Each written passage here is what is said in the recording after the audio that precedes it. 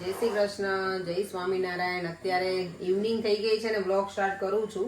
ગઈકાલે મેં actually blog બનાવ્યો હતો પણ પરેન કે છે ને અપલોડ ના કર્યો, એટલે એ અમારો બ્લોગ થોડોક મિસ થઈ જશે કાલનો.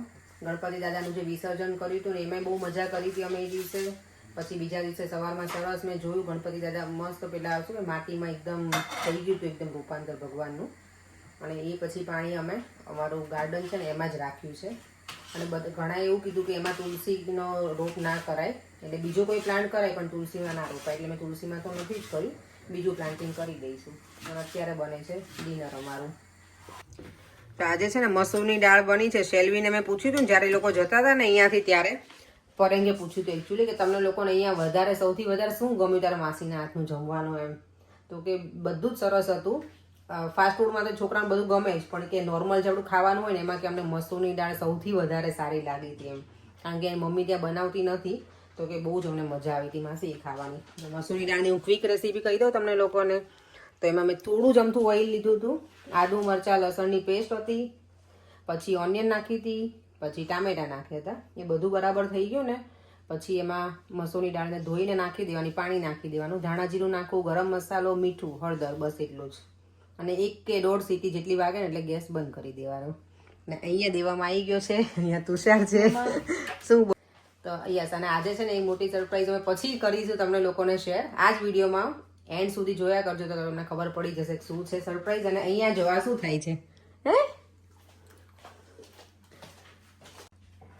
ચલો જો અડદના પાપડ રેડી થઈ ગયા છે. અહીંયા સરસ મજાનું સલાડ, દાળ અને રાઈસ અને છાશ. જો દેવામને છે ને રાખડી બાંધી દીધી, ચોકલેટ આવી છે. ભાઈને લોકો અમેરિકાથી લઈને આવ્યા હતા દેવામ માટે. મેં ટેસ્ટ કરી હતી, સરસ છે. દેવને તો આવું બધું મજા આવે ભાઈને ખાવાની. એમાંથી બીજી બેગ હતી ક્યાંક.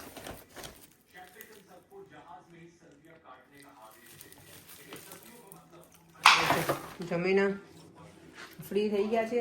8:30 થયા છે. આજ તો અર્લી અમે જમી લીધું છે વહેલા. નોર્મલી અમારે બહુ લેટ થઈ જાય. આજે મેં કરીને લીધું કે વહેલા જમી લઈએ, વહેલા ફ્રી થઈએ. વિચાર કરું છું કે ઉપર સ્ટોરેજ છે ને સાફ કરું. સ્ટોરેજ એટલે લોફ્ટમાં જે સ્ટોરેજ હોય ને એમાં. ચાલો બે કામ પતાવી દઉં. જો અહીંયા છે ને તુષાર રોજે પરેંગને કાંઈક ને કાંઈક વસ્તુમાં ચડાવે. દેવ નીચે બેસતો મને કામ છે. દેવામ આવાજ બેસી બેટા, વિડિયો શૂટ થાય છે બેટા. દેવામ આ બધો બોલ તુષાર શું કેવું તારે? હવે બોલ ને. હવે બંધ ચેન્જ લાવો. શેનો ચેન્જ લાવો તારે? બોલ. પરિવર્તન પણ શેમાં લાવવું તારે? બોલ. જમવામાં મારે જમવામાં તારે જમવા મળે, તને મારું ગમતું નથી જમવા. તો થોડું ટેસ્ટ ચેન્જ આવે. 6 મહિને આપણે ઓડિયન્સ પૂછે હશે ની પરિવર્તનની વાત કરે, જરા ઇલેબોરેટ તો કરો. એ તો હવે આ તુષાર કરશે, મને તો કઈ ખબર નથી તુષાર કી છે. બોલો ને પરેન, તમે તો કયો હવે. કાઈ નથી કેવું, મારે કાઈ નથી, નો કોમેન્ટ્સ. ના કોમેન્ટ્સ કયો.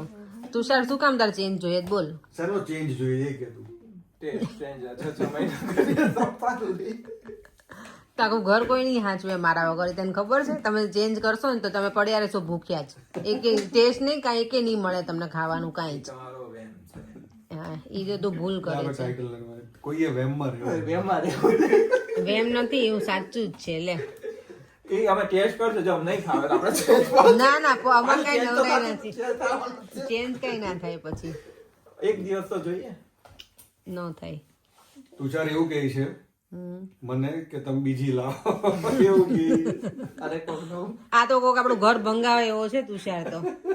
હું એને એ જ કઉ છું તું તમારું ઘર ભંગાઈને રહીશ એવું લાગે છે મને થોડાક દિવસમાં. શું ગંધાઈ દેવા કે તું આમ જ ધ્યાન આપ. એ તું અવાજ ના કરી. હા હું ખાલી મૂકી દઈશું, ખાલી અહીંયા મૂકી રિમોટ આપી દઉં મને. જો ફાઇટિંગ એ જોડે જોડે ચાલુ છે અહીંયા બાપ દીકરાની. અને પરેંગ બાય ધ વે આપણા વ્યુઅર્સને કહી દો આપણી શું સરપ્રાઈઝ હતી. આજે મેં કીધું હતું કે વિડીયોના એન્ડ સુધીમાં કહીશ સરપ્રાઈઝમાં શું હતું. અમે લોકો ઇન્ડિયા આવી રહ્યા છીએ. અમે લોકો ઇન્ડિયા જવાનું પ્લાન કરતા હતા અને ટિકિટ લઈ લીધી છે. ટૂંક સમયમાં અમે પહોંચીશું ઇન્ડિયા. હવે દિવાળી તો ઇન્ડિયામાં જ કરવાની. હા પણ કઈ ડેટ છે એ અમે તમને આગળ વિડીયોમાં બતાવતા રહીશું કે અમે લોકો ક્યારે જવાના છીએ. કોઈ મમ્મી પપ્પાને કોઈ સરપ્રાઈઝ નહીં. આ વખતે બધાને કહી દીધું છે એટલે મજા આવશે.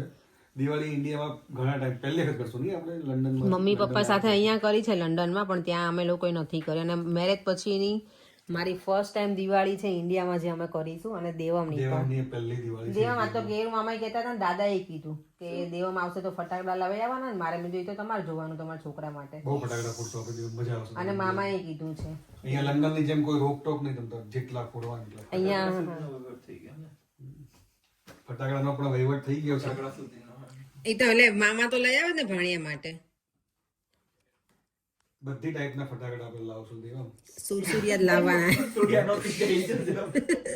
હવે દિવાળીમાં વેધર કેવું હોય છે ઇન્ડિયામાં? કોઈક વાર વરસાદ હોય છે. એવું? એ જ ને, એટલે ફટાકડા સુરસુરિયા થઈ જાય ને પછી હવાઈ જાય.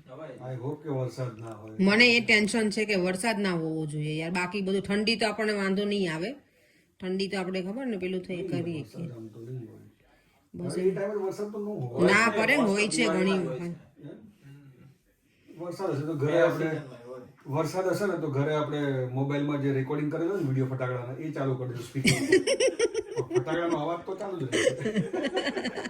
અને આમ તો સારું તો પૈસા બચાવવા હોય ને સ્પીકર ઉપર મોબાઈલ મૂકી દે.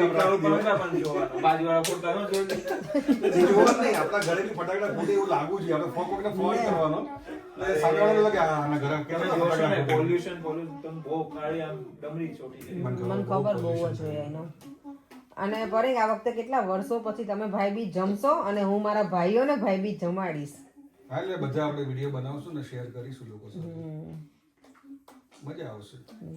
18 દિવસ માટે જઈશું ને આપણે. કેટલા 15 દિવસ માટે? 17 દિવસ. 17 દિવસ માટે જઈશું આપણે. 16 થી 17 દિવસ જ છે એટલે બહુ સ્કૂલ છે ને એટલે બહુ લાંબા ટાઈમ માટે અમે બુક નથી કરાવી, થોડા ટાઈમની છે. પણ દિવાળી પહેલી વખત મમ્મી પપ્પા સાથે કરીશું તો કંઈક મજા એની કંઈક અલગ જ હશે.